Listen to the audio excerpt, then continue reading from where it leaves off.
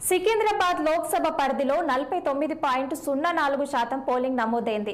గత లోక్సభ ఎన్నికలతో పోలిస్తే పోలింగ్ పెరిగినా ఇటీవల జరిగిన శాసనసభ ఎన్నికల కంటే 1% తగ్గినట్లయింది.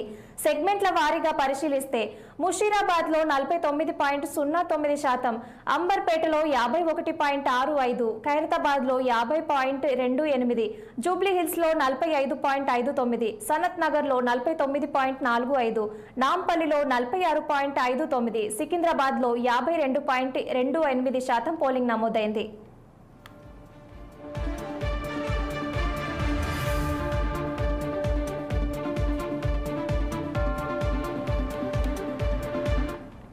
విభిన్న మతాలు వర్గాలకు వేదికైన సికింద్రాబాద్ పార్లమెంట్ నియోజకవర్గాన్ని దక్కించుకోవడం కోసం అన్ని రాజకీయ పార్టీలు ఆరాటపడుతున్నాయి.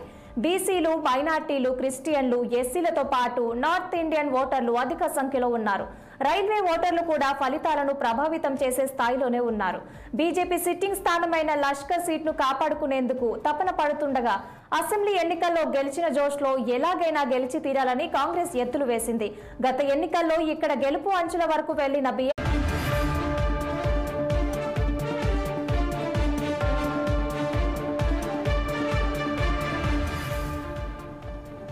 సికింద్రాబాద్ పార్లమెంట్ నియోజకవర్గ పరిధిలో నాంపల్లి, సికింద్రాబాద్, సనత్ నగర్, అంబర్పేట, ముషీరాబాద్, ఖైరతాబాద్, జూబ్లీహిల్స్ అసెంబ్లీ స్థానాలున్నాయి.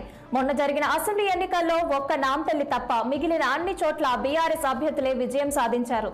పార్లమెంట్ నియోజకవర్గ పరిధిలో 18,93,647 మంది ఓటర్లుండగా 2019లో జరిగిన లోక్సభ ఎన్నికల్లో బీజేపీ అభ్యర్థి ప్రస్తుత కేంద్ర మంత్రి కిషన్ రెడ్డి 61,766 ఓట్ల మెజార్టీతో బీఆర్ఎస్ అభ్యర్థి తలసాని సాయి కిరణ్ యాదవ్ పై విజయం సాధించారు.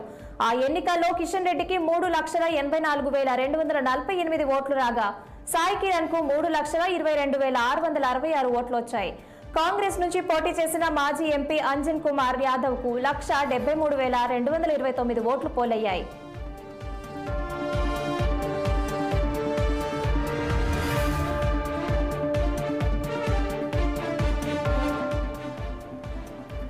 సికింద్రాబాద్ ఎంపీ కేంద్ర మంత్రి అయిన కిషన్ రెడ్డికి ఇక్కడ గెలుపు సవాలుగా మారనుంది.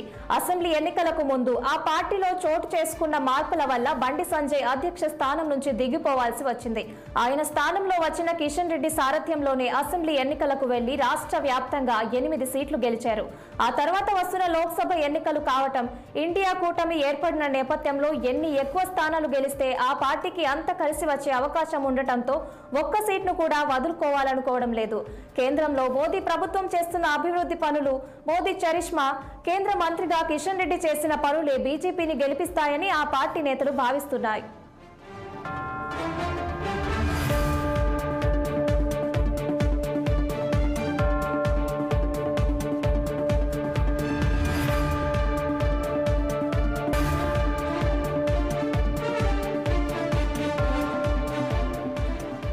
మొన్న జరిగిన అసెంబ్లీ ఎన్నికల్లో కాంగ్రెస్ అధికారంలోకి రావడంతో మంచి జోష్ మీద ఉంది. దీంతో గతంలో చేజారిన ఈ స్థానాన్ని మళ్లీ గెలుచుకోవాలన్న పట్టుదలతో ఉంది. రాష్ట్రంలో గెలిచిన తర్వాత కాంగ్రెస్ ప్రభుత్వం ప్రవేశపెట్టిన 6 గ్యారెంటీల్లో ఇప్పటికే కొన్ని గ్యారెంటీలు అమలు చేశారు. దీంతో ప్రజల్లో తామంటే నమ్మకం ఏర్పడిందని, ఈసారి కాంగ్రెస్ ను ఆదరించడం పక్కా అంటున్నారు. ఈ పార్లమెంట్ ఎన్నికలను సవాల్గా తీసుకున్న ముఖ్యమంత్రి రేవంత్ రెడ్డి బీఆర్ఎస్ నుంచి కాంగ్రెస్ లో చేరిన దానం నాగేందర్ రెడ్డికే టికెట్ కేటాయించారు.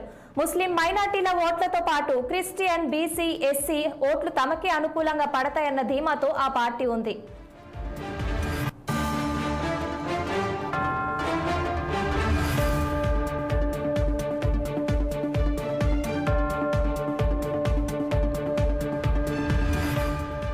అసెంబ్లీ ఎన్నికల్లో ఓటమితో డీలా పడ్డ బీఆర్ఎస్ పార్లమెంట్ ఎన్నికల్లో సత్తా చాటాలన్న కసితో పనిచేసింది. ఎంపీ అభ్యర్థి పద్మారావు గౌడ్ కు మద్దతుగా కేటీఆర్, హరీష్ రావు విస్తృతంగా ప్రచారం చేశారు. తమ ప్రభుత్వ హయాంలో షాదీ ముబారక్ అందజేశామని, ముస్లిం మైనార్టీలకు అనేక అభివృద్ధి సంక్షేమ పథకాలను అందించామని ఓటర్లకు గుర్తు చేశారు. బీఆర్ఎస్ గెలిచి ఎంపీ సీట్లలో మొదటిది సికింద్రాబాదేనంటూ చెప్పుకొచ్చారు.